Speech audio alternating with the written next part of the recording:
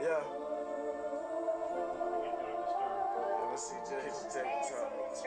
Let me talk my shit. Let me talk my shit. Time to talk my shit. Time to talk my shit. Let me talk my shit. Let me talk my shit. Time to talk my shit. Time to talk my shit. Yeah.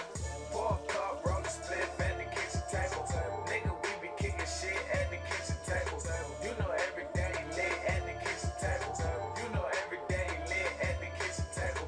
Nigga, we be talking money at the kitchen table. Gotta keep that shit 100 at the kitchen table. You know every day lit at the kitchen table. You know every day lit at the kitchen table. We be politicking at the kitchen table. Lot of partying, bullshitting at the kitchen table. Bullshit, ain't no frontin' at the kitchen table.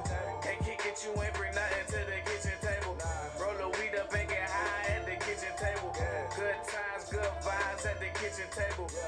We do what we do, we let them haters talk. We gon' let that paper talk, this that kitchen table talk. Pour a cup, roll the split at the kitchen table. Nigga, we be kicking shit at the kitchen table. You know every day lit at the kitchen table. You know every day lit at the kitchen table.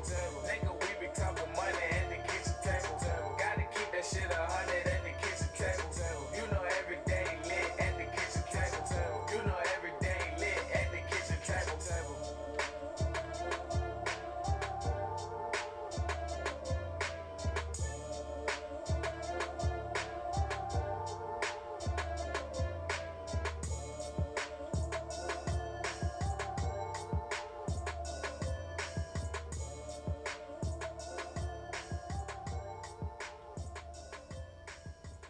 What's up, what's up, what's up? You are tuned in to the Kitchen Table Talk podcast, and I'm your girl, Miss B, and I got here to my left, my girl. Bianca, nice to meet you, yes. Yes, it's really another It Bianca. happened that way. It's really another It's not just precious. And behind us, we have our special chef here. Two Biancas in the front, one Martin Lightfoot in the back. You know, I said chef, It's all gravy, baby. That's me. That's what I do. but I said chef. I Yeah, meant well, chef. Yeah, we know. It's okay. I can't talk right. That was great. I'm not talking right. No, you're not talking right. But yes, comedian Chris Footman is not with us tonight, but he will definitely be here next week. So thank you for tuning in. I got my special co-host with me. I'm so happy to be here.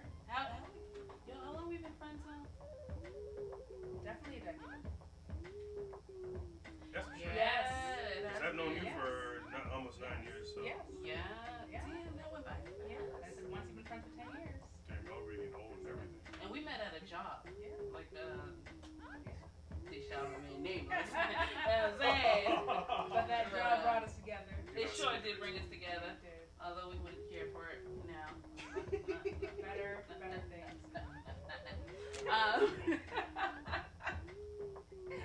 Yes, but yeah, I decided to have my girl here with me because when we talk. Yes, it doesn't stop. And we're very, Yeah. honest, and we just say how we feel and goof around a little bit. So Passionate. yes, He gets it passionate. does. And this was also my maid of honor at my wedding. So that's why I love her even more. Sister friends. So Sister friends, like forever. Never. Yeah. Ever? And never. Yeah, so we do miss our dear Chris. You know what I'm saying? Chris, like, you know what I'm saying, homie? He instills a certain comedic element which cannot be replaced at all. Definitely can't. He's his own person, but, may not have a day off to do what he needs to do. Exactly. So we see you next week. We hold you down. You know we always hold you down. Yeah, but anyway. So what you got going on? What's been going on, B? How are you? Tell the people a little about you, what you do. Yeah, well, I just, live day to day. I work at a Like the Shy hospital. Guys. So just doing the day-to-day thing, working, making money, trying to think of the next move, but mostly just taking care of family, having fun, spending time with friends, and just doing. Y'all see this, right? She's mad calm right now. Got the hands crossed. So cute. She's acting very, very conservative. And then a passionate talk Very is going to happen, conservative. and then this is all going to happen, and the hand motions will come into, And the this play. tone won't be here anymore, okay? No, The couple tone octaves. completely changed. Couple That's good, though. tired. That's good.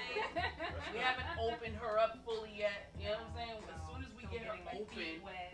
soon as we get her open, you know what I'm saying? She's gonna be acting a damn fool. You want to keep saying it again?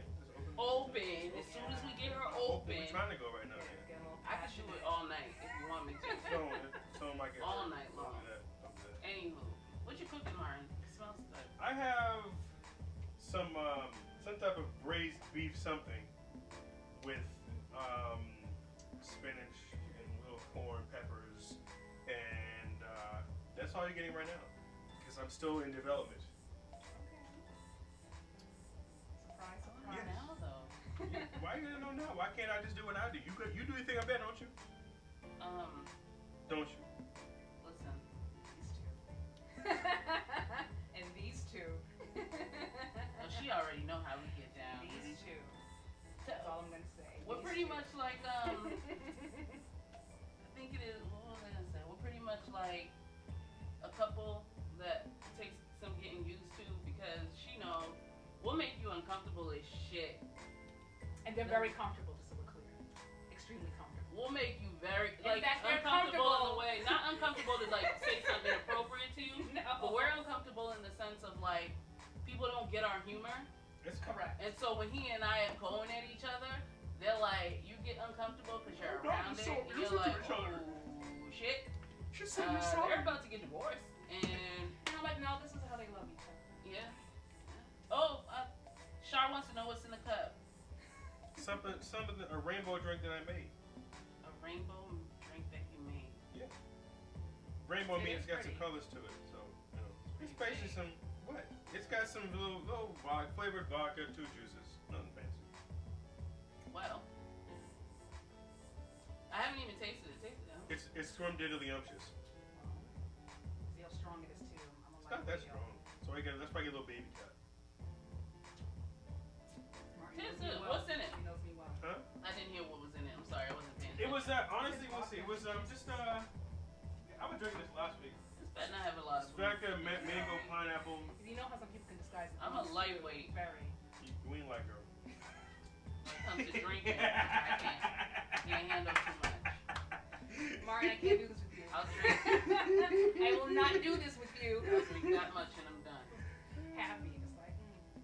No, although I've been having what's the flavor of that honey whiskey that I was drinking? Evan Williams, Williams.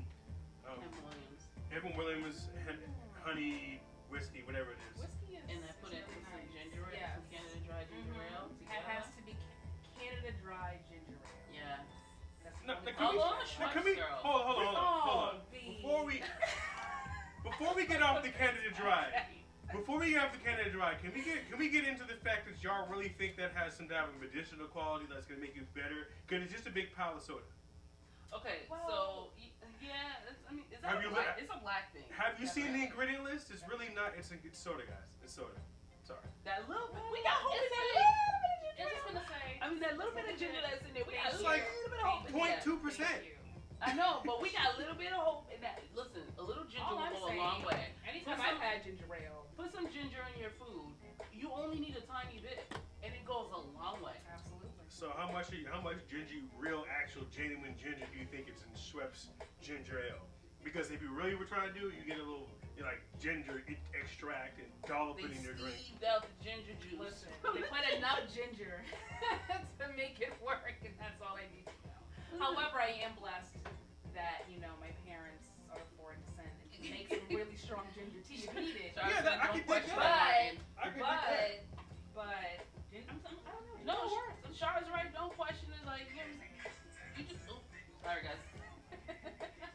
It works. Listen, I don't fight it if it works. So Y'all are brainwashed. Sorry, it's freaking soda. Sorry. no, Martin, you're wrong. It's soda. No, Martin, you're wrong. It's soda. That man, American man. He should be magic ginger ale. Leave it at that. Y'all are funny. Yeah, I say you be trying to shit on people's happiness, dude. We can't enjoy that little piece of ginger that's in the Canada Dry. I mean, you Shit, can I get, there's a can't more anybody ginger to be if I happy. want. there's a more efficient means to get the ginger in your body But you don't want besides anybody to be happy. a whole bunch of fake You like stuff. shitting on our parade right now. Just keep it 1,000. You don't want to hear it. You don't want to hear it. I promise it works. It works for me. This is why we can't have anything nice. Somebody always want to shit on it. Yeah, that's why. That's exactly why. And it's inexpensive. remedy. expensive? Because Because it's not real Martin. because there's nothing because of it's not value real in it. Martin. I was sick a few weeks ago. Yes. I went and picked her up from school, got her some soup and some ginger ale. Okay? She was good in a few days. The ginger. It's the ginger in the ginger ale. I mean, there's a slight possibility it might have something to do with My her mom immune gave it system. to me when I was a kid. As well as me. Her mom gave it to her as a kid.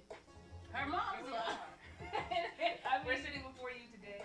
ginger ale is something that's passed down. Like, you know what I'm saying? Like, it's passed down from generation to generation. I don't know what the fuck it does, but it does something. You know what I'm saying? It helps. It gives you diabetes. Helps.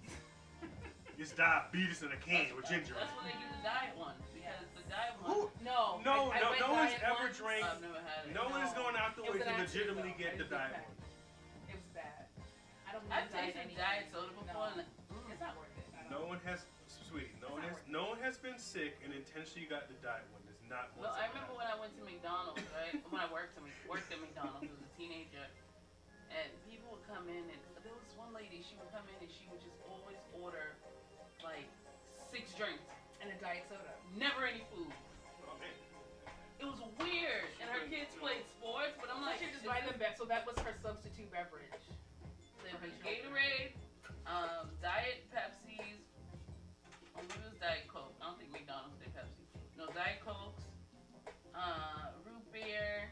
Like, it was always soda. And I'm just like, or Gatorade, but it's like, ma'am, like, Water? really? It was every time, it was every day.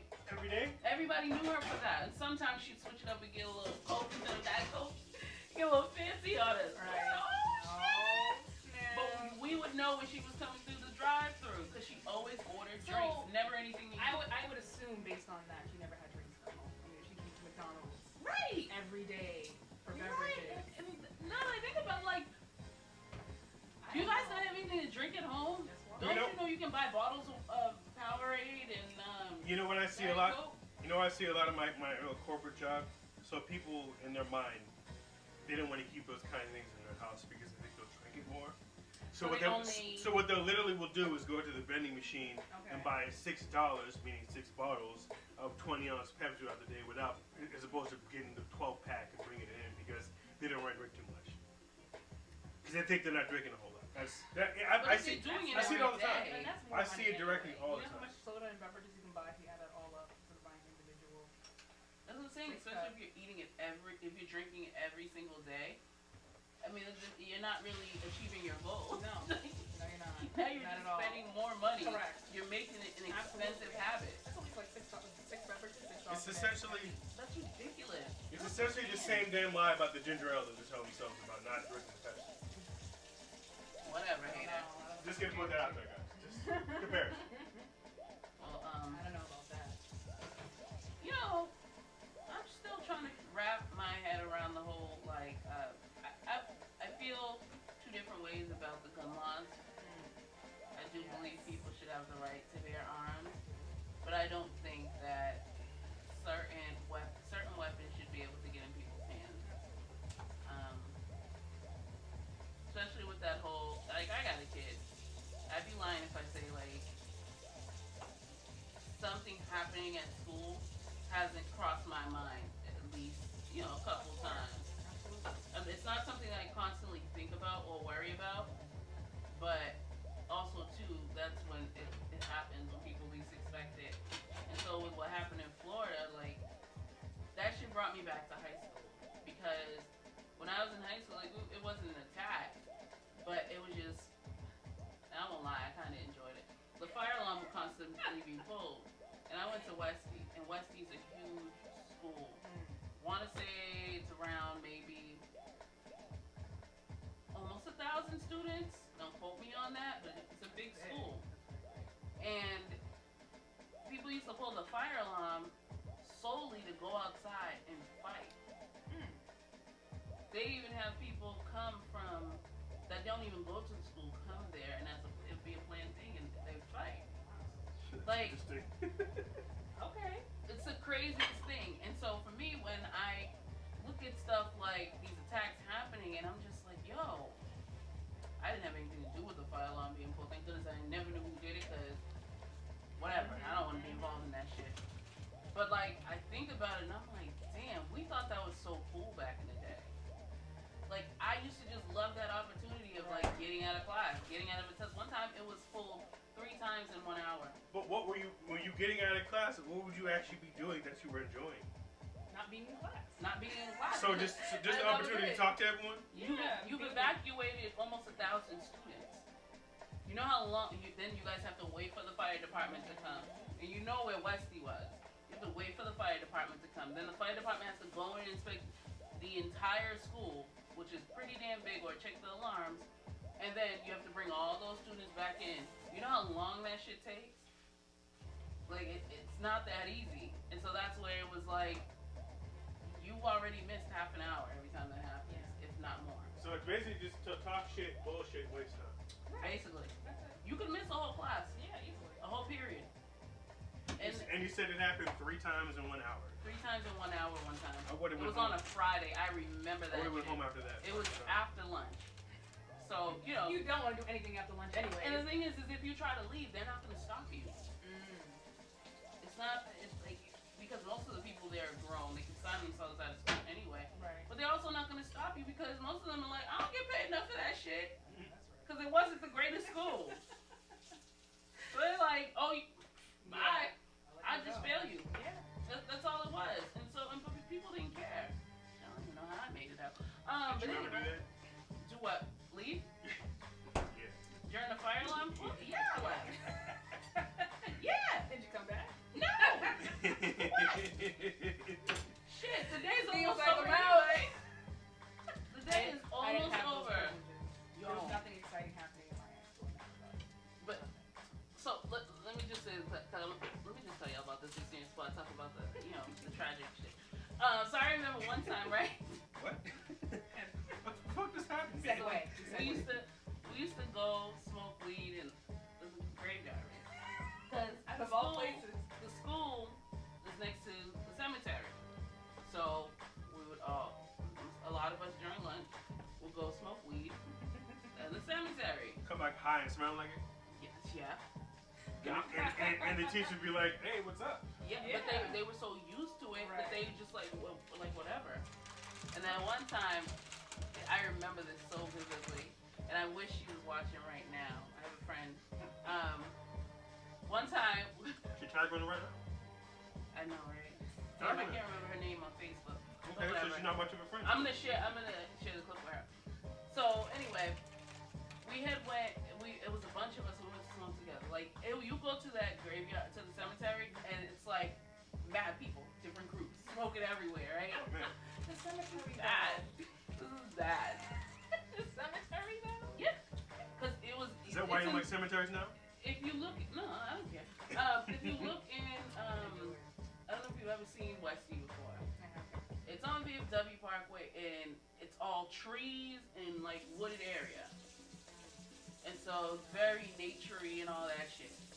So we all be back there. In the graveyard. The graveyard. No. They knew this. The teachers didn't care anymore. The dean didn't care. So it was a free for all. That was how we got down at Westie. In the graveyard. And so It goes down in the graveyard. In the graveyard. So then we went back to in, and I remember the next class was our environmental studies class. We went in there, dude. Everybody in the class was high except for 2 people. You were all in the graveyard. And the two people bored as shit. I cannot deal. When I tell you, the teacher gathered us all up I bet. and brought us up to the dean of students. And he was basically like, you guys are gonna have in-school suspension. Well, that shit was a joke. What does that mean? Basically, like, You don't go to class. you don't go to class, Like you you're still can't, in school. you can't walk around the hall. Right. Do Do activities. you know, I got to or- school the next day. They don't call your parents or anything. They didn't call our parents. Why? You didn't care? Because they don't care. The school was too big for them to handle all that. I remember this was I can't 11th even grade. imagine going to a school where they don't call your parents. Dude, this is 11th grade. Like, they're not giving a fuck. They're just like you. Dude, all we have to do is get you out the door, alright? Right. Make us look good and graduate, but we just Right. try to get you there. Right. So, we're all high. And she brings us up. He's like, yeah, you guys gonna have in-school suspension for 2 days. This was on a Wednesday, so it was Thursday and Friday. I think they were doing something special because it was around Valentine's Day. Okay. And I went to school the next day. Nothing. You forgot. All of us. All of us. It was nothing. I forgot. Like, I look back on that shit now and I'm like, damn, we were savages. Yes. Like, bad. We were part of the reason why the school had a bad name. But it's like, I won't say I wish I would have done differently, but I had fun. I learned from it, and I had fun, but still, like, that was the life. That was the fucking life. Hey, Tony. That was the life. I loved it. No, but, yeah, so anyway, I was going to talk about the, how tragic it is, and, you know, I know you're not a parent. Yes, I am not a parent. But how would you feel? Like, they're saying a lot of people, there was a meme out that had me rolling this morning, right? I know it's supposed to be serious, but whatever.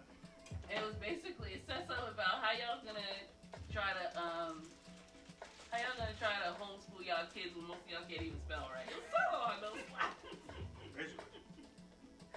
Okay, we shouldn't laugh, but it does bring. But people are like, I'm gonna homeschool my kids. But you can't cry too much. Exactly. People like, I'm gonna homeschool my kids because there's shootings in schools or whatever, right? Chris, he's not here today. I mean, Tony, he's not here today, but he'll be here next week. This is my girl, Bianca. Hi. Yeah, her name's Bianca, too.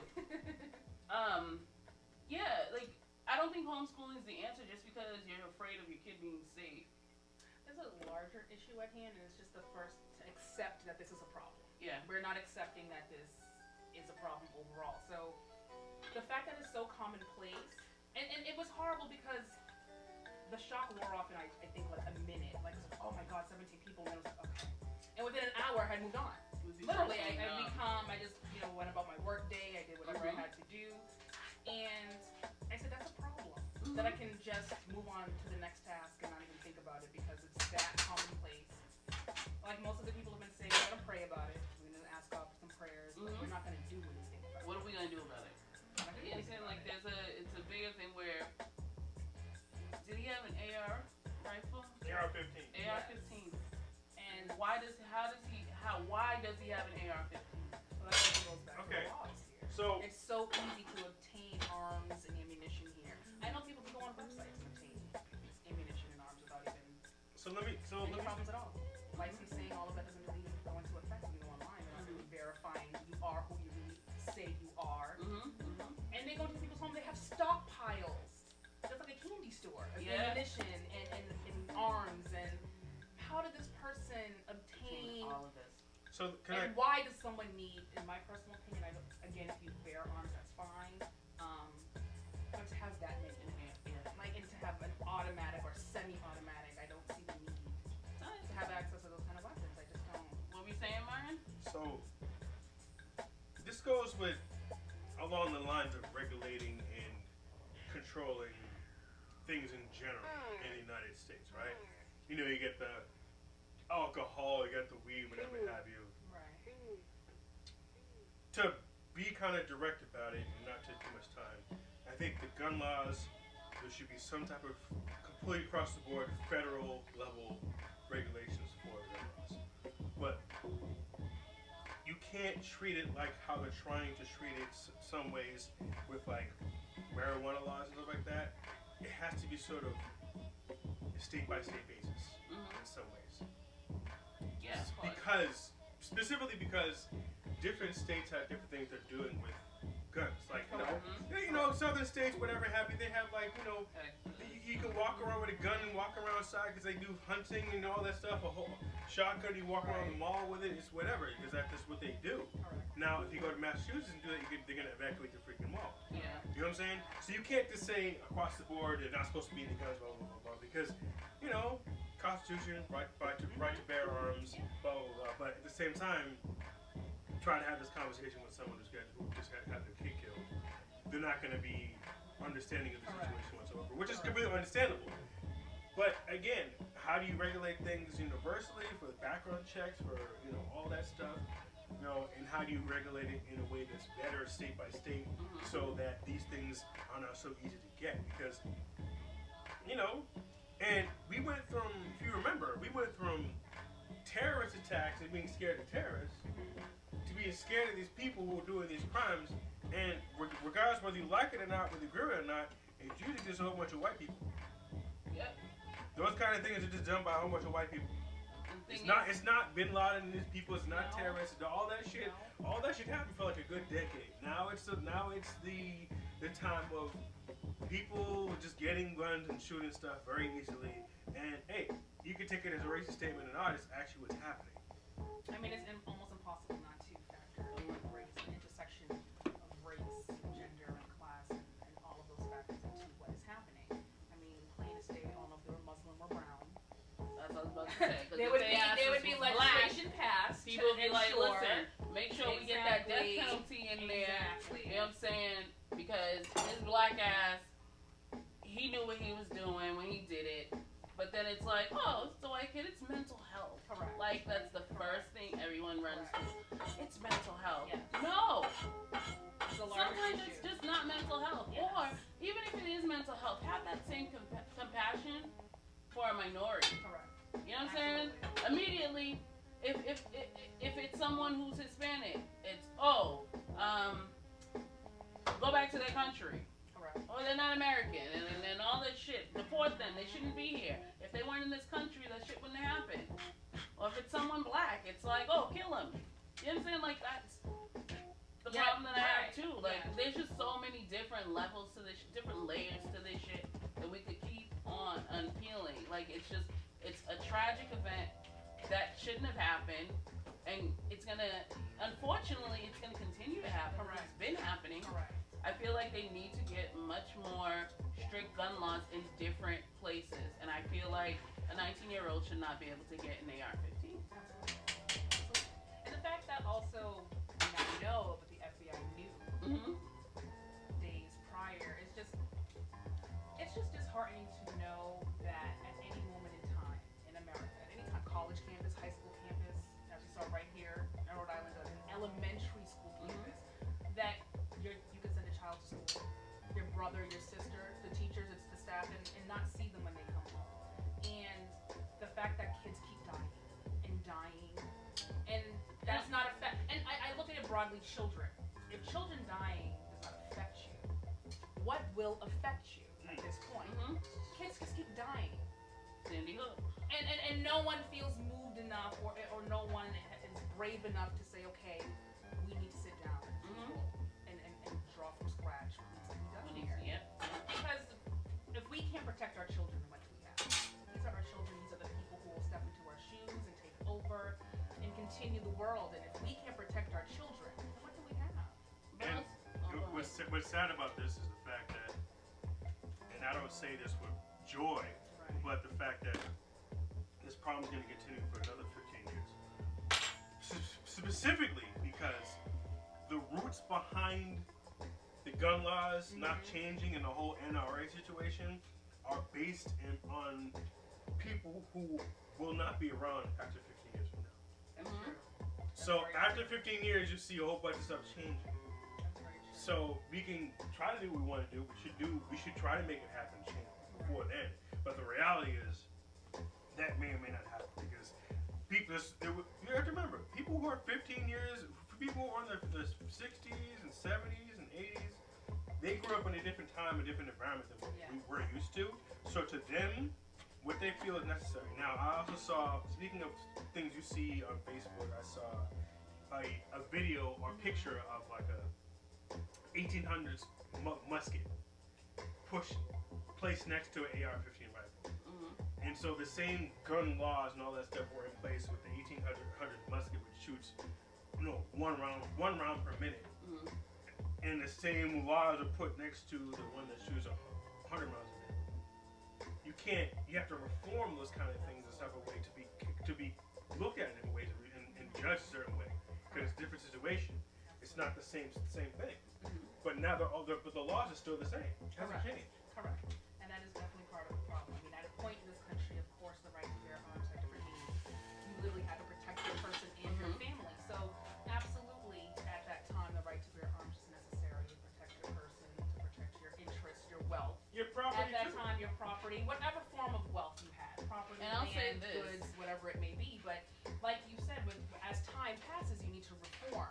You need to change. Let's take it a step further, though, right? Because now it's getting in the hands of these young adolescents, kids, right, whose minds still haven't fully formed. correct. And I see it like this. I have Autumn. Autumn is very curious. If I tell her not to touch something, sometimes she'll touch it just because she wants to see what's it gonna do if I touch it. Yes. And even with some of these kids, they see these guns and they know I don't know how to handle it, but I'm curious. I think I can handle it. Exactly. And they get access to shit like this. They pull off shit like this. And even I just feel like in certain states, especially like here in the north, we're so busy. We're constantly moving. Yes. It makes people anxious.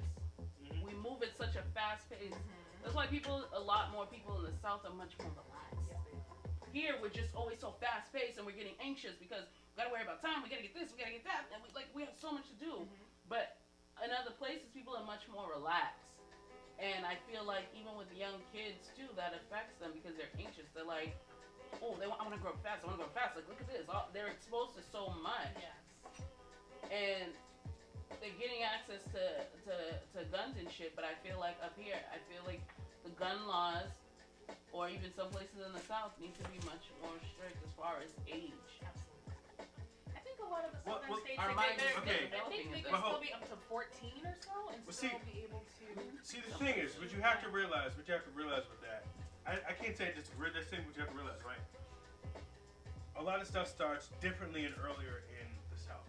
In terms of, like, let's say you have 12-year-olds, 14-year-olds driving farm tractors, right? Okay. And then they're also walking around, they have their shotgun on them or their rifle on them because they're shooting varmint, they're shooting, birds, all this stuff off the livestock. Mm-hmm. So we might judge that situation and feel like it's inappropriate, but at the same time, they're living off the land, they're doing their job, protecting their investment.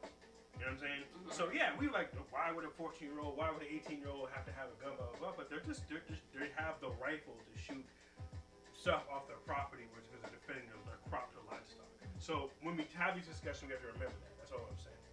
True, and with every law there are certain exceptions. That's what I mean. But like even for instance, like in Boston. Yes. Living in certain parts of Boston, it's much harder to get a gun license, right? Correct.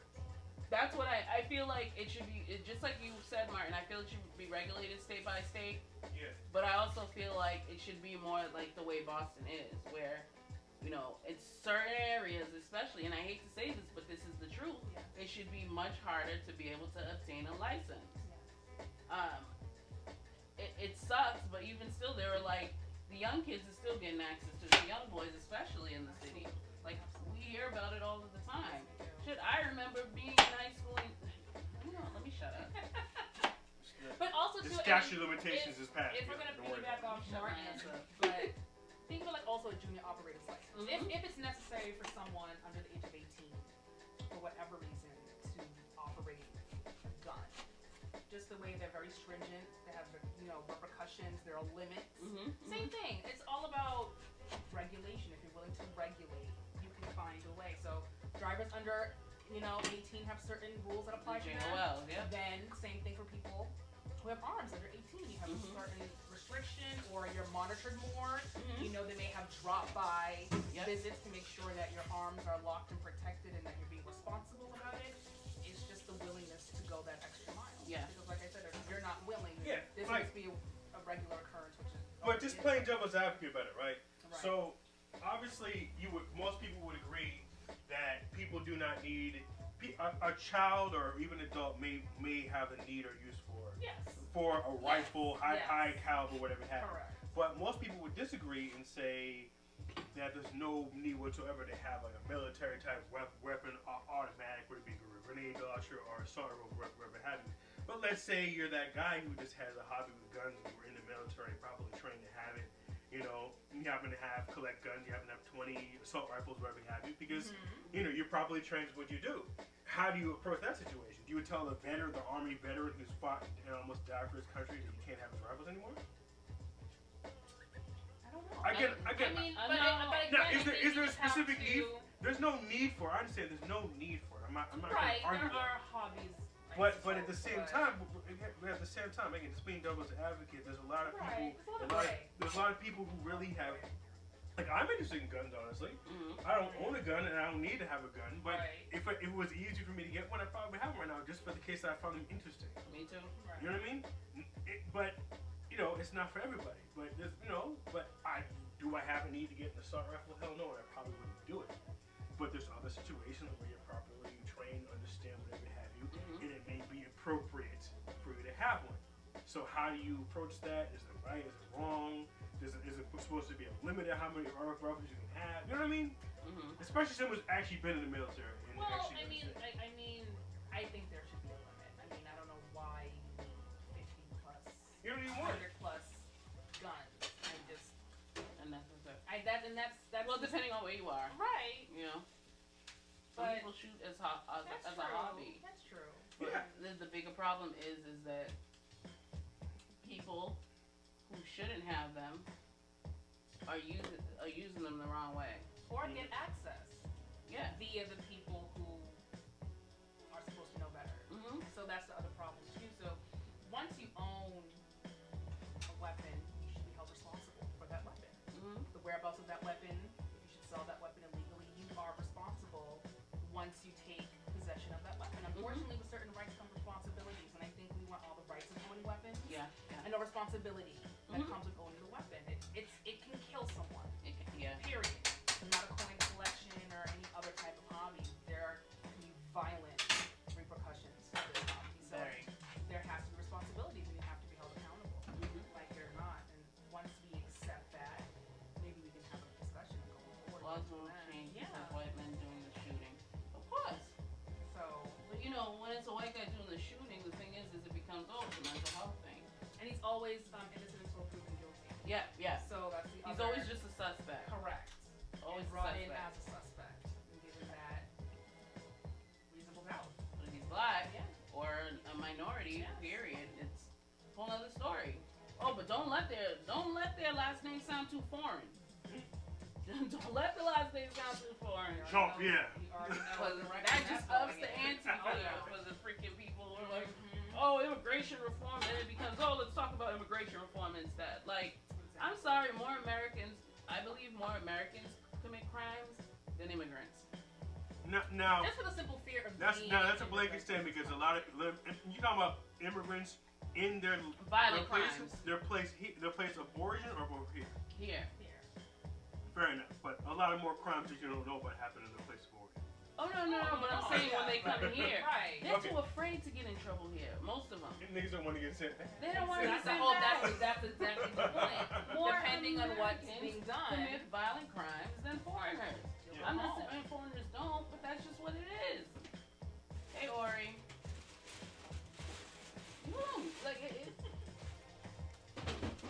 Listen. I mean, whether it's uncomfortable or not, it is what it is. So. Switching gears, 'cause I'm kind of off that. Putting in my vibe. Yeah, Is he lit? Are you gonna see Black Panther? I am. When you going? Soon. But I need to get my outfit ready. We're going tomorrow. So I'm kind of. for you. I've heard very it good wasn't things. planned initially. We weren't planning this Yeah. this weekend. Because I don't like doing stuff on opening weekend. I also like to wait until the weekend after, but something about like setting a record, like that opening. Yeah. You know? Like I can appreciate that, but I mean, like, don't they have like the two? Not even. I just don't like being in. But yo, not even your mom who doesn't. You're right. Your mom who doesn't even watch movies gonna go tomorrow. Yeah, my mom. That shows something that has to do with just the movement of the idea. Oh, of the it. movement's huge. It's as a woman in her 30s, I'm giddy, and I can't even imagine what it must feel like to be 10 years old. Yeah. And be To excited walk about that. into a movie theater and see a world and characters that look like you. yourself. Yeah. Finally, all of us have been waiting for this moment. It's a very magical moment. And to us, it's a bigger deal. Yes. Like, because we're finally seeing that. We're like, we waited ages for this. Versus like, Autumn, since she was born, all she knew was a black president. Correct. To us, we're like, wow, like Yes. this is big. And to her, it's like, oh, it's black. Yeah, guys. Right. it's a Marvel film. You know what I mean? This shit's crazy. It is. It's a Marvel big film. deal. It's backed by a huge, gigantic franchise.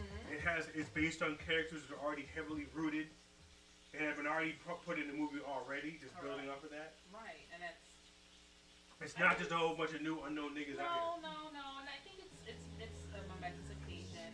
I'm thinking of just like the merchandising too, like the dolls that are going to represent these amazing black women, like to see ourselves in our image. All the kids in my family, You know, so I think I'm getting one. I mean, I'm just gonna have one just to have one. Or we already talked about the school shooting. You'll be able to hear a piece on that later. But she said she saw Black Panther earlier today.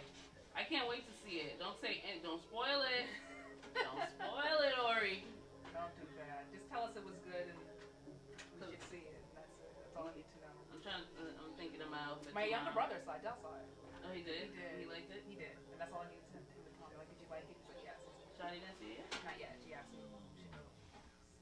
I'm excited. I'm very excited. I just don't, I just want my seat to myself. Like, don't sit too close. Because if we rub arms, I just get uncomfortable. And I'm just like... You're so bougie. No, I'm not a movie theater person, so don't feel bad. I like movies, but the movie theater and Yeah, I don't like them. I don't know. And, you know, if I do go to the movie theater, it better be a damn comfortable seat. Damn. And it's always too cold. That's my other thing.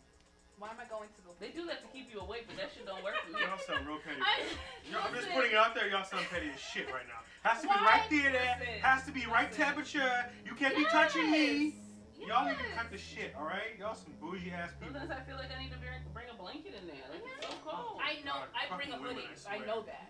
Oh, so when we went to go see Jumanji, which I slept through, It wasn't that good. Now you admit you slept through it. Before, I was tired. Before you were like, I watched it. What do you mean? I watched some of it, but I was tired. Right. I had a long day, and so it was freezing cold. Like I had a hoodie on, and then I had my coat on, and I had the hood on, and I'm sitting there like this, and I was so cozy. I kept going in and out of sleep during that movie. Luckily, there wasn't a random snore. But the kids were sitting next to me, and Autumn and my niece was sitting next to me, and they're like laughing the whole time. He's sitting on the other side of me. I'm just like, huh? But that's pretty much you watching anything anyway. So. Not anything. It depends on what I'm watching. All right. So. You'll be awake tomorrow. Oh, I'm sure I will. She won't be awake all the time. Oh yeah. You will not be awake. She's not gonna miss out. Oh, I will report next week if she's awake all the time. She will lie her ass off. I'll tell you the truth. Hey Ruthie. Oh, what y'all drinking? I don't know. It's a drink Martin made. It is. It's good though. I will tell you that. It is. It tastes very good. Some vodka, mango pineapple, some orange juice, and some cranberry juice. It's good though. And about to indulge in some Truth Juice from my boy. It's the Truth Juice. I promote his shit all the time and drink it all the damn time. It's the Truth Juice. About to get out of here. Oh, but also too, can we talk about, you know what I'm saying? I feel like that shit has so much black girl magic in it.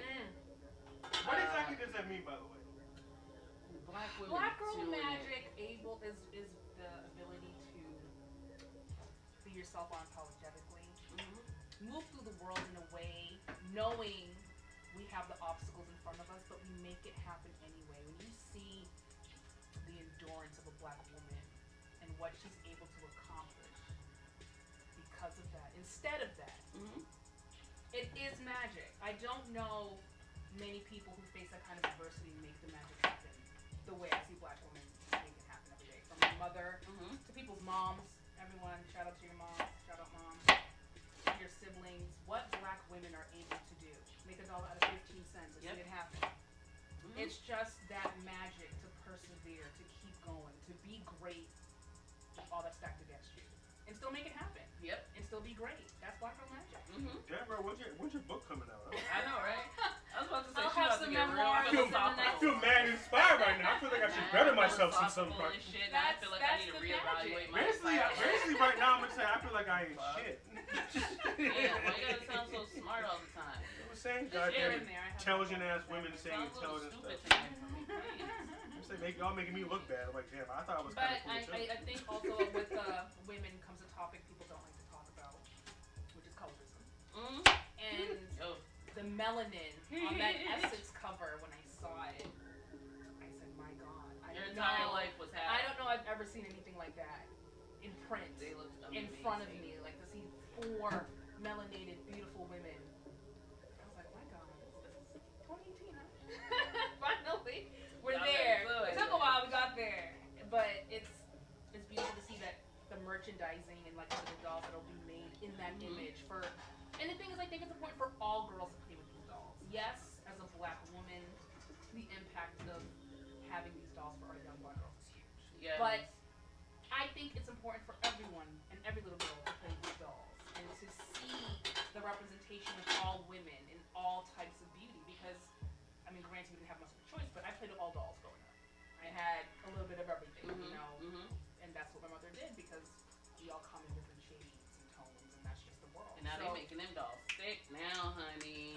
Natural hair as well. I mean, nothing against Black Barbie, but you know, not all of us had our hair. Oh no, I you know what? Christy, we didn't all have hair like Christy. My own child's reaction to having a natural hair Barbie. Initially, she was like, but she was trying to learn how to braid, and she got out the doll, and she right. But then she warmed up to it, and she started loving it. Yeah, I agree. You know, I think it's because it's just not what she was always seeing. But now she has it in her hand, and she's like, what am I supposed to do with this? But then she figured it out. And it's the variety. I think that's what's important now. Girls coming up get to see all aspects. And that's the thing. Black women come in all shades, all hair textures. We're not limited to one complexion, one hair texture. There's a variety. Right. And it's time to show that variety and see that variety and be comfortable, because I think a lot of us, when you see one variation, you try to conform to that. But when you see that it's okay to be yourself, good to go. Exactly. You know, I think that's the best part. Henry S. with Chris. Chris will be back next week. He has something to handle tonight. But he'll be here. And I love the fact that it's just, I don't know, like, just such strong figures in that movie. And, like, that brings me to, like, they're just all strong black women. Yes. Especially, I love Angela Bassett. Like, I live to see her act. She's on, you watch that series 911? It's so funny because I was talking about it with my mom today, and I asked her, have you watched it? She's like, no, I'm like, me either. But I keep seeing the promos and I want to. Everyone's raving about it. Very, very good. Like, it just reminds you how much of an amazing actress she is.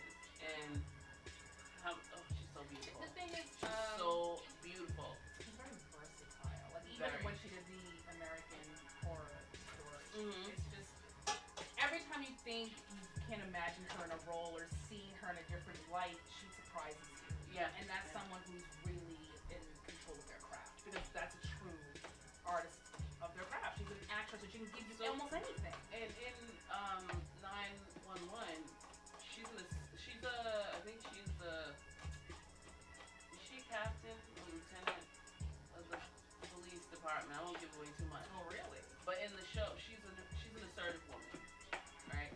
Very assertive. Sometimes push it. As all black women do. But that's just what happens. It's she part plays of the the territory. role so well. Right. And that brings me to the next topic of, like, assertiveness and assertive women. How we can often be misinterpreted. Yes. I feel like Assertive becomes aggressive. I do know that I can be assertive. I guess that's the way of agreeing. I didn't do any. What's up? But I also, you know, if you tell me, I know when, like, he'll tell me, like, yo, you're just doing too much right now. And then I'll realize, you know what, maybe I should pull back a little bit. You make it sound so Not simple when always. you say that. Hold on, let me finish. Let me finish. Look at the one-step process. I do not always pull back. Right. Sometimes I will sit there and argue my point. Sometimes I will not agree with you, but usually, you know, there are some instances you prove me wrong, then it's like whatever. Like, what the fuck am I arguing about it for?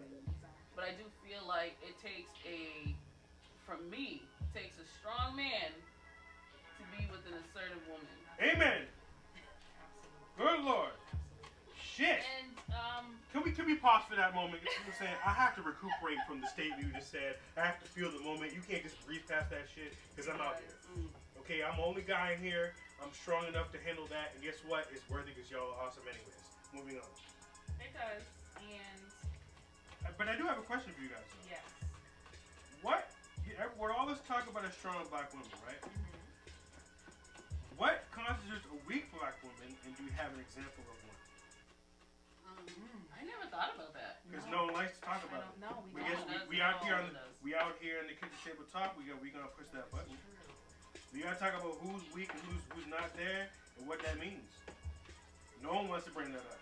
Because everyone likes to think every black woman is strong. That is not the case. Okay, so I feel like with a weak, I hate calling them weak though.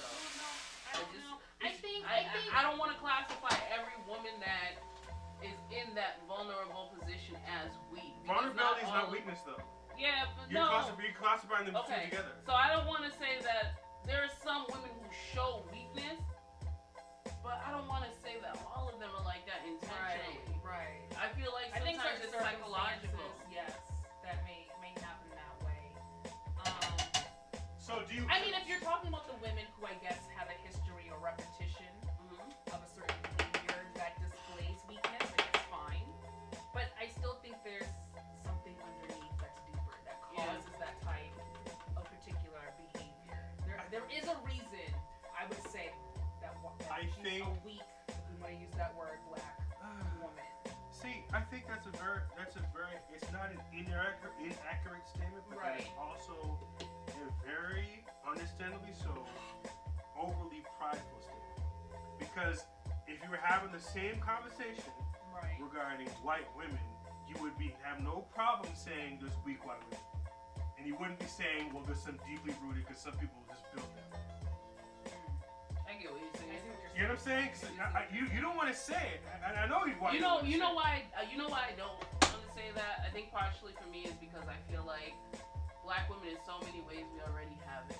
The cards are stacked against us. Absolutely, I agree. So in so many ways, and I feel like just the fact that we're able to live every day and endure that shit, like I don't feel that we're weak most of the time by choice. But I guess we can also say conversely, because white women really have to struggle in that regard, have the adversity that we have to face. Are they really weak, or are they just a product of their environment too? That's the thing I'm saying. I'm just trying to say, okay, well, they don't really know the struggle and what that means, and things fall into their lap, and they're able to progress in a manner that we don't know what that's like. You always have that ceiling or that obstacle. So, are they weak because it's too easy? I don't know. Maybe. Yeah. So we have basically your circumstances shape you. They make you. But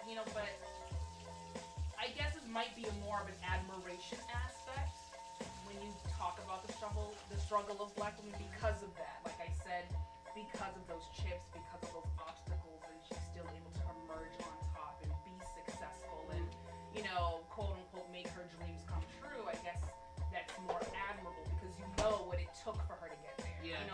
That old saying, you gotta work twice as hard, and as a black woman, maybe 3 times as hard to get to where you're going. So it's a very interesting conversation. We should definitely pursue that a little more. Like, is it just circumstances? Is someone like in certain things?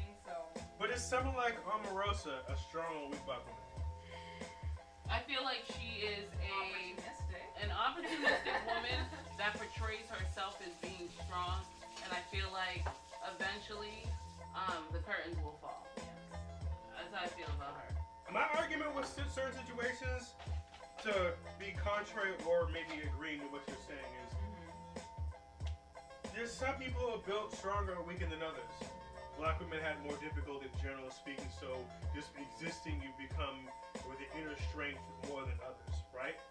But does that say what you were also saying, that just because white women may potentially have a more simplified existence, they may or may not be weaker? I don't know, and I don't particularly think about these things regularly, to be honest with you, and I don't really care.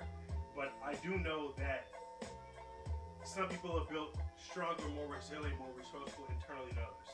Yes. And I don't necessarily think that it's based on race. I believe it's on condition and situation and history of life and accomplishments and abilities and all the stuff you were saying.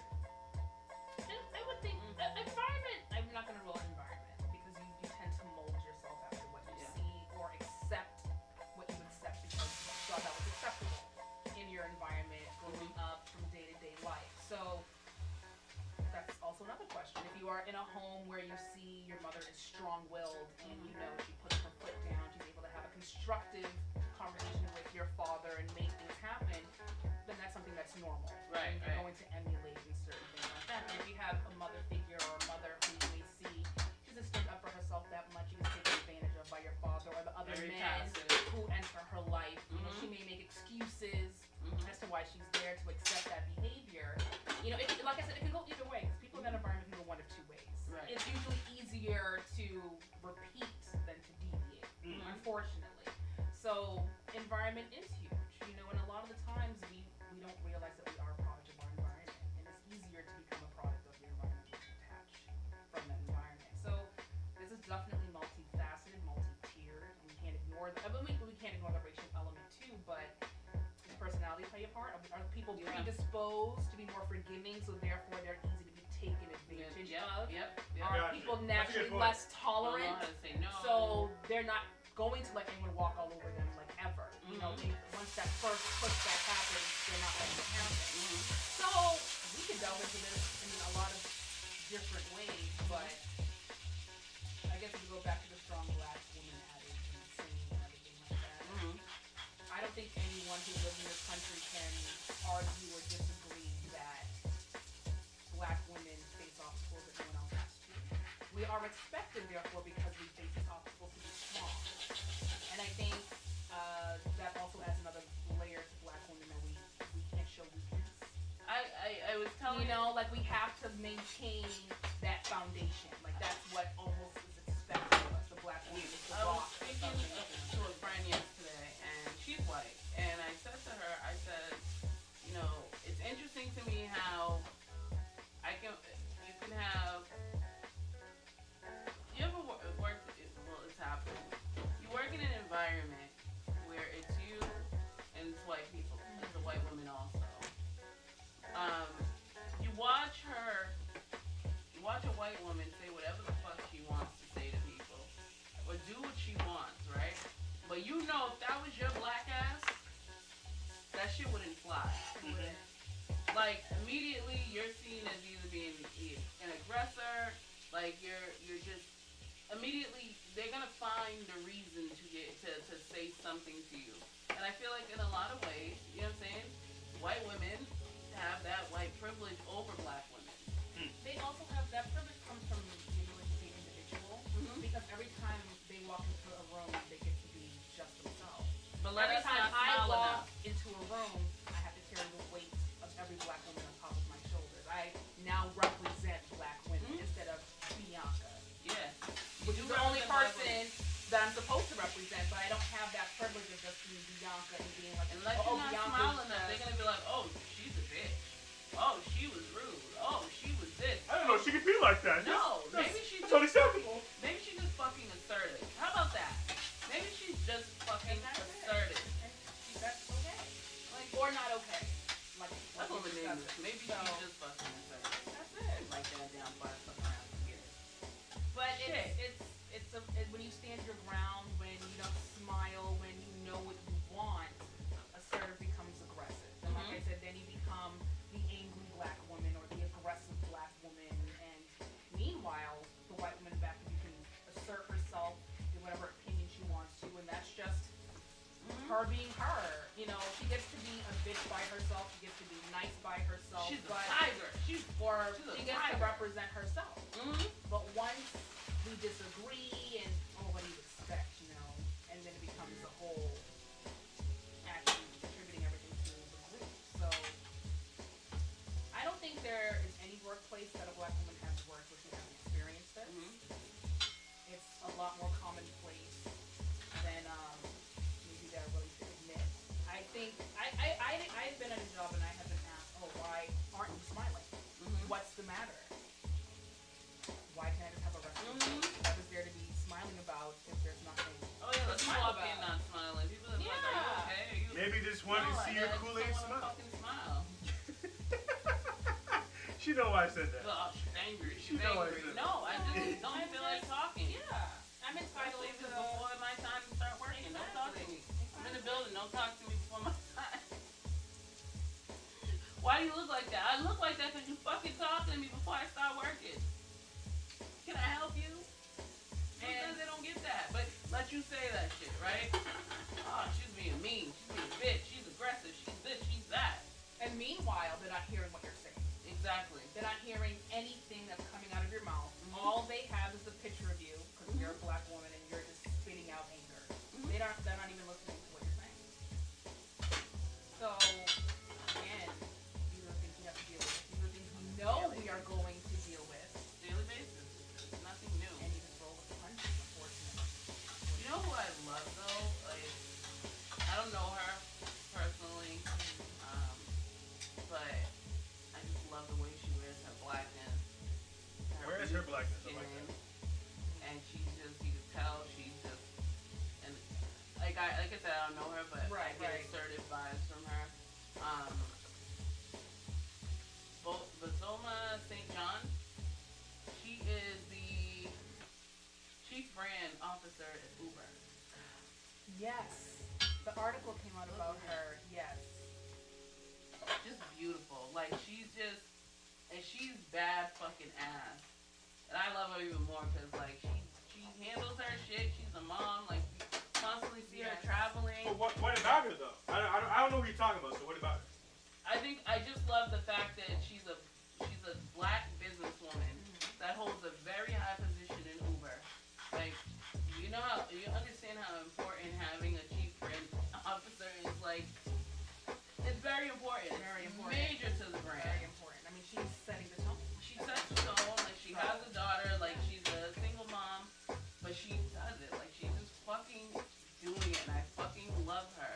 And you can tell, like, she just wears her blackness so well. She talks about it on Instagram. I follow her on Instagram a lot. Like, she's just so open about her shit, and I love it. I love seeing a black woman holding such a high position and still owning up to that black. Like, look at, you know what? Look at Stacey Dash. Look at Omarosa. Ain't nobody got time for that. Omarosa only wanted to claim black people when Trump made her in charge of black people. And that was it. Made her in charge of black. And that was it. And what makes it refreshing to piggyback is that, again, we're used to the conformity. You know, this one track, one model of what a black woman is supposed to be. And we are deviating from that and embracing what it is that makes us beautiful, which is our blackness. You have to accept yourself. Love yourself. Yep. And once you're able to do that, it radiates off of you. Yeah. And it gives you a certain confidence that's so admirable. And it's actually infectious. Yeah, because when someone is comfortable in their skin, it actually makes you comfortable. Because they're so comfortable in themselves. Unless they're intimidated by you. Correct. Yes. And to piggyback on Martin, yes, people are actually very intimidated and uncomfortable by the new wave of black female confidence, of loving their skin, their melanin, loving the hair that grows out of your scalp. Especially other women. And I think that me finding comfort in myself in the last few years, being around other women who are not comfortable with themselves, I can sense it. Because it's just they become a bit standoffish, and not in like an ignorant way, but they become a bit standoffish and like, oh, maybe a little too much for me. Like, I'm not ready for this. I'm still trying to deal with it. Like, you know, I'm the one that freaking wears crazy ass prints. I'll wear colors. I'll wear shit that don't match. But that's because I'm confident. I found my confidence. Girl, you always match. Stop playing. Like that. You know, stay I found the confidence to say, I'll wear what I want to wear, and I'm not gonna give a shit what anybody fucking thinks. That's my mind frame, and I can tell when it makes someone around me uncomfortable because they start to pull back.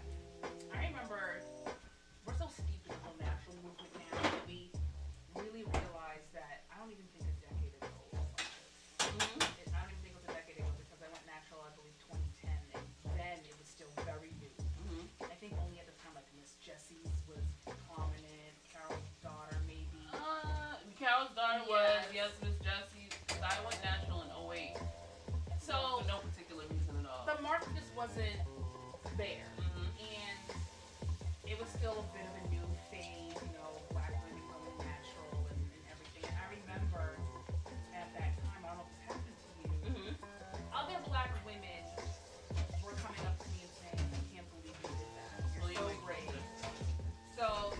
brave for going natural. And brave? Like, oh, I couldn't be able to do that. What's so brave about it? I'm like brave about accepting. And for me, I didn't do it for a movement. I was tired of relaxing my hair.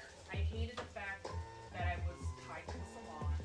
That the first 2 weeks that I hated my hair, it was too good. And then the next 3 weeks I enjoy it, and then I have to go back in the salon and do it again. So I decided to free myself. I just was tired.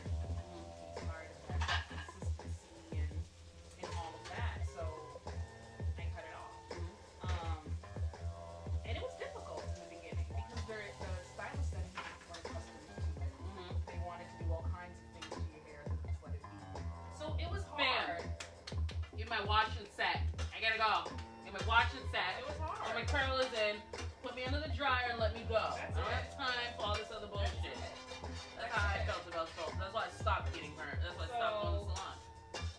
It was hard. It was really hard, and I think because we were persistent, because we didn't say this was a fad, this is what it's going to be, I'm tired, I'm just going to accept myself as I am. That's why I think it's not a movement, I think it's here to stay. I think we've come to a point where we've embraced ourselves, embraced our blackness to say, it is what it is.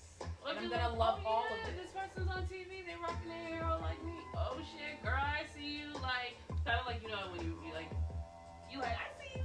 Especially when you see another black girl wear her hair, and you're like, hey girl. or even like, it was funny. I don't know if Martin realized this. We were coming out of somewhere, or maybe going in somewhere, and it was a white dude. A black dude who saw him and was kind of giving that nod. It was either Martin or my brother. I think it was last night, and they like gave the nod, kind of like, because we were women. It wasn't me because I went right to the car. Okay, so it was my brother. Okay. The black dude was coming out. He seen my brother. He's like it's just that nod of like, I see you. I see you. Oh, the nigga nod. Yeah, I see you. I see that nod. Yeah, exactly. So, I mean, it is what it is, and I'm just happy we're at a stage, like you said, where it's a commonplace. I saw an article about a news anchor, a little girl like loved her because she saw her hair was like her hair, and they set up for her to meet her and everything, and she's like, she looks like me, and we take representation for granted.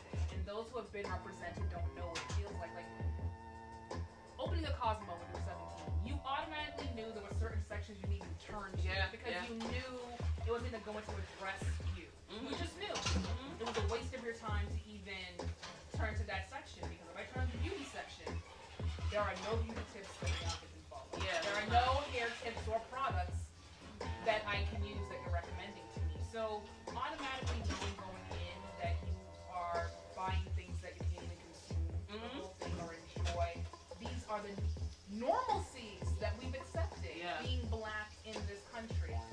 And now that tide is starting to change. Anyway, it's starting to change. Definitely it's starting to change, but it does still happen.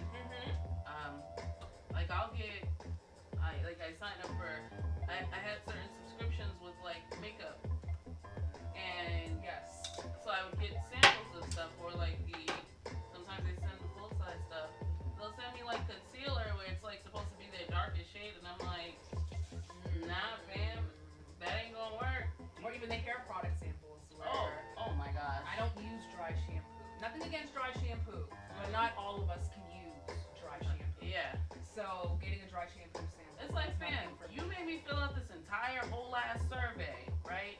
Send me to tell you what my texture is like, what my skin is like, what it looks like. Do I get oily? Do I got combination? Do I got dry? Am I patchy? Am I blotchy? Am I dying? Like, I've answered all these questions for you not to customize what you're sending me. Are you serious right now? What? And it's disheartening to know or anticipate again that you're going to get a box that you paid for that you can't utilize 100%. And again, I don't know if there are white women who also have a problem opening the box and keeping it. They may. Let me not say that maybe their hair doesn't like dry shampoo too. So nothing against anyone who doesn't like dry shampoo. But I can only speak from my experiences and the experiences of my other black girl friends, family members, friends, etc. It's something, like I said, you just know that's going to happen. It is, for lack of a better phrase, it is what it is. It is our reality that we're living in. So, I don't know. Maybe one day, autumn,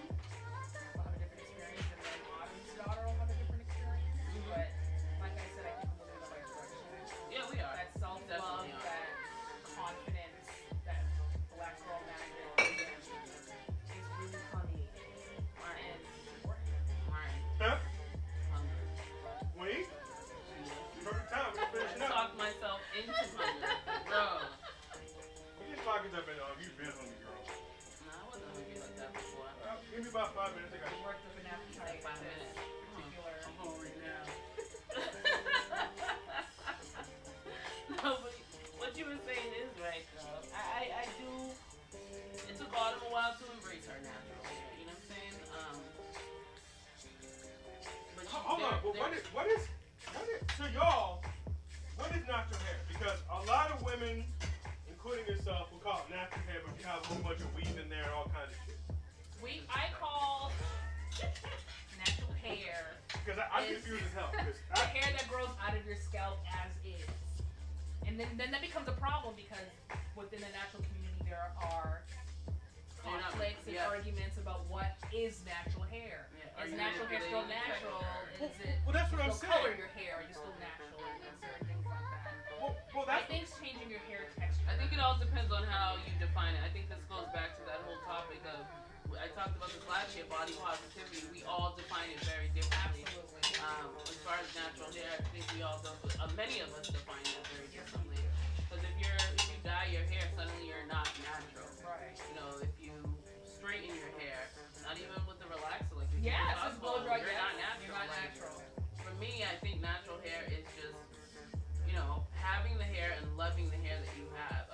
Autumn has, like, And the diversity of our hair. And I think that's what natural hair means to me, is that our hair is able to be manipulated in so many ways and hold so many types of curls and patterns and go from straight back to texture. This is still confusing. See, you're talking about it in a very female perspective, which is all you understand. I'm not understanding how you guys will come here and say, have a whole bunch of weave in the hair, which is meant to emulate your natural hair, but it's not natural, but looks very natural, and still call it natural. Confuse the shit out of me. I don't get it. Okay, so basically natural. Because Bianca, you do that all the time. Yeah, but basically the way it's a natural look, and it looks natural. The way natural was made to sound was as if you just didn't relax your hair. Yes. Basically. But that also goes against everything that But some girls Bianca also just said, because it's not your natural. No, I said that's what the definition we're not relaxing was interpreted as and given as back in the day. Where what she's saying is over time that definition has changed. Correct. I still look at it as the whole like you're not relaxing your hair.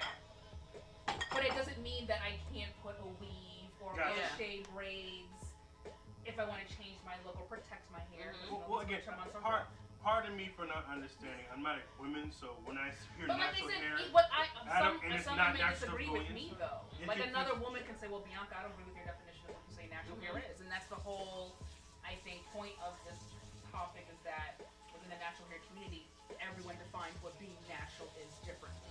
Some people say, low manipulation of hair, like accept your texture the way that it is. Some people say, as long as you don't put any additive hair in your hair, you're natural, and so forth and so on. Pardon my ignorance. I say live your life, live your best life, and for those who want to relax their hair, still live your best life. Exactly. At the end of the day, hair is hair. But I think what the natural movement is so important is that, again, we didn't have to conform anymore. We get to just be and rediscover our beauty and just being ourselves. We're not trying to conform to a standard of beauty we can't be because we're never going to be that. We are who we are, and we should love who we are. So I think that's what natural hair means to me. The natural movement means to me is the reemergence of Black love, Black self-acceptance, and just loving ourselves, the way that we were made.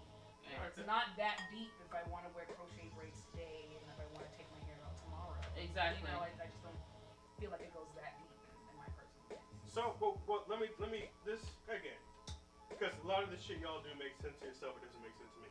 Okay. So what if by your definition, you're not relaxing your hair, but then you maybe forgive my improper terminology. Let's say you put some weave in or crochet some weave in that's smooth and silky, and it looks like you have a whole relaxing system in your hair. Is that still wearing a natural hair? To me, it doesn't look like that at all to me. You're natural underneath. You're natural underneath. But only you know that. True. So how does that even constitute as being natural? You're intentionally making it look like it's completely unnatural, but you're calling it natural at the same time to confuse the shit out of it. Well, I think that's the other problem too. I think, like I said, we have to work on that definition because I can blow dry dry my hair, and that's my natural hair, and it's straight because it has the properties in which it can do that. You can put a blow dryer or a hot comb, and I can have straight hair, and it's my natural hair. I don't put any chemicals for it to do that. And I think it's all about looks and versatility, and I think natural hair is versatile, and that's what we should accept. I can look curly today, I can have a bun tomorrow, I can blow dry it the day after that, and then put my hair in water and snap back. I think we have to get past all of that. If I want to wear a wig tomorrow, I just want to change my look. So I think in the beginning, natural had one definition. It was like no relaxer, no relaxer. This is what natural means at that moment in time. But as you progress, for me, like I said, I'm not putting any chemical to alter the pattern of my hair. I guess that's what natural means to me. I'm not putting chemical in to alter my 4C. So to summarize, it means there's no chemical additives to change the texture of your hair. Right. Basically. Everything else goes. Yeah, if I want to wear a wig, I can wear a wig. If I want to wear a weave, I can wear a weave. You know, braids, so forth and so on. Because I mean, I don't mean to sound repetitive, but it's important because these guys have no idea what the fuck you're talking about. And it's funny. It's confusing. It makes no sense to us. Hair is just hair. Your definition has clarified it for me, and I never understood it more besides now, to be honest. Right. It is always confusing as hell to me. But the thing is, hair is so important. It makes who you are. Unless you're NDIRE, which it's not your hair. And the thing is, I think the offside of being natural as a black woman is the reaction of black men to being natural. That's the other side of the coin of being natural as a black woman. The reaction of the black male community to their women going natural. And I have personally experienced firsthand what it's like for someone to see your hair with weave, with additives, and love you. And then when you take out and you wear your natural hair and you're not as pretty anymore. Or you don't fit that standard. What happened to the wig, girl? What happened to the wig? You're so silky, girl. And, you know, part of me used to get really upset. I'm not even going to lie. I used to get very, very upset. And I know that, dude. And listen. Getting personal. Triggering alert, triggering. But what I will say, listen, I seen whoever his last, I don't know if it's his last, whatever, but the girl, and she looked very superficial. One time, and I think I saw him. Yes, I saw you in Home Goods, boo. I saw you with your girl, and I know you saw me because you looked right at me, bro. Blowing up spots. No, I think that's the other part of black beauty is that you want to be beautiful to your men, and when you get into that struggle of not being pretty, and not that you don't feel that you're pretty, but a lot of the times it can be intimidating for the man you're with to no longer find you attractive because you've changed your hair. And I think it's an so adjustment period because again we can only want what we know, and we're not used to this. We're not used to seeing black women have a choice to wear their hair how they want to wear their hair. The concept of that is just so crazy to me. It's the fact that like she changed her hair, now you don't want to be with her. Like what? Are you kidding me? Like really? You change your haircut and she doesn't want to be with you. You decide to go bald. Now if she leaves you, she's wrong. Like. It's just that double standard. Correct.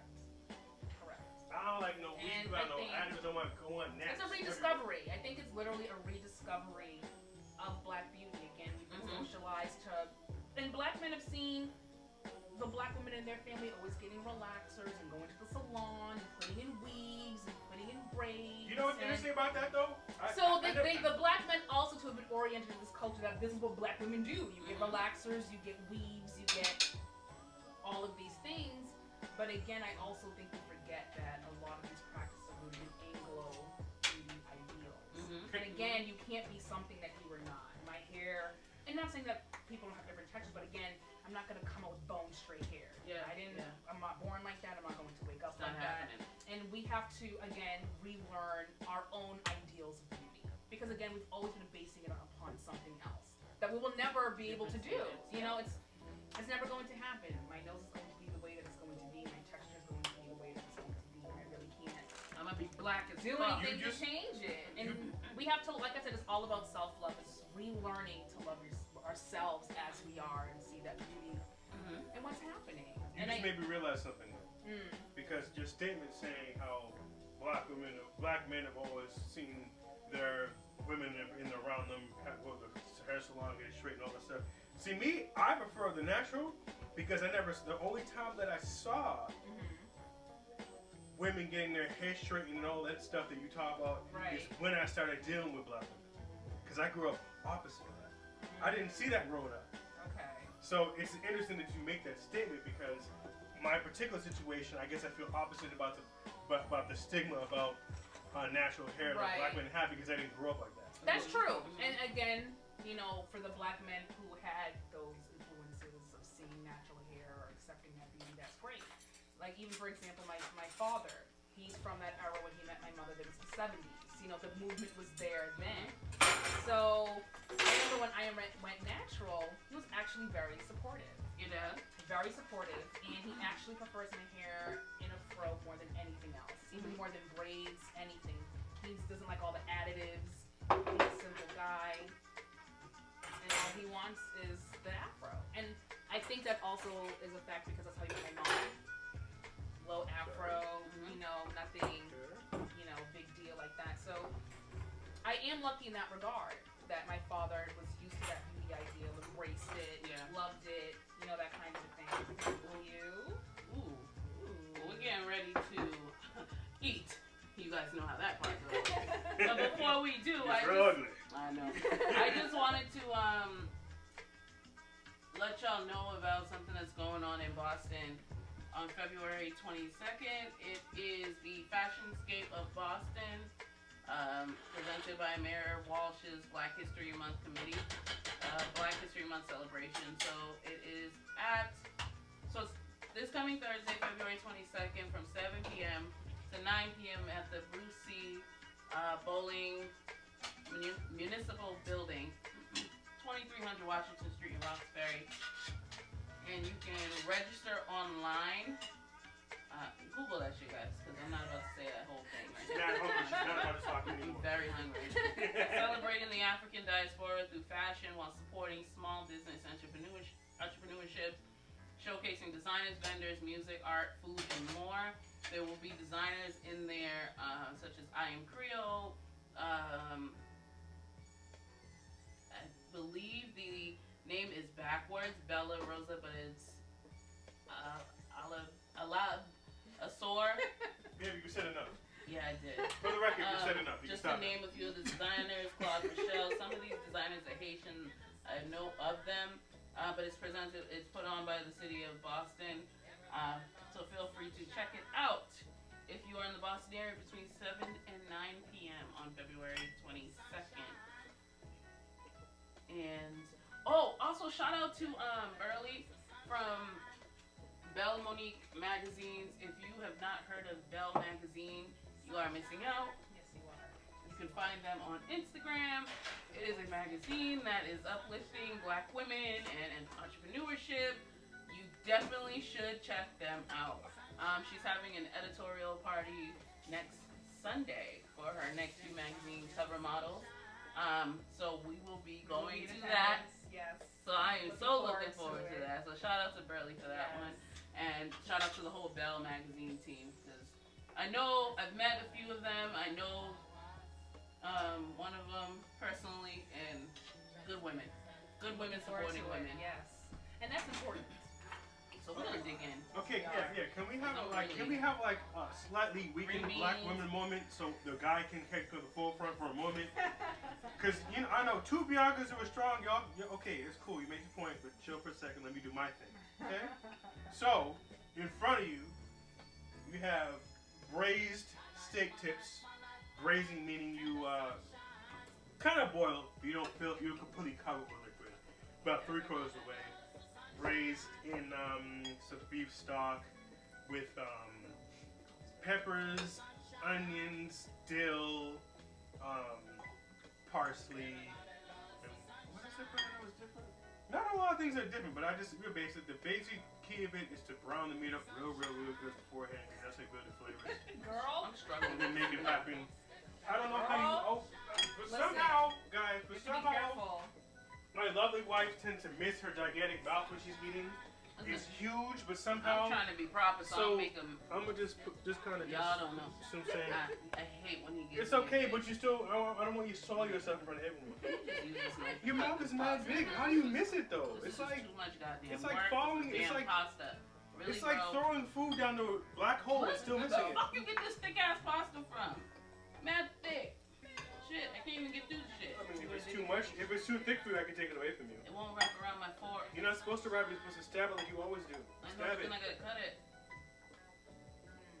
Your life is very complicated, by the That's way. good. My wife is tender. very spoiled with what this situation is. So I got corn, and Very good. we got corn in there, and a little bit of corn, carrots. Basically, it's like a beef stew, but I made it into a pasta. Did you put that umami flavor in? And we're done with the show because we're not talking about that anymore.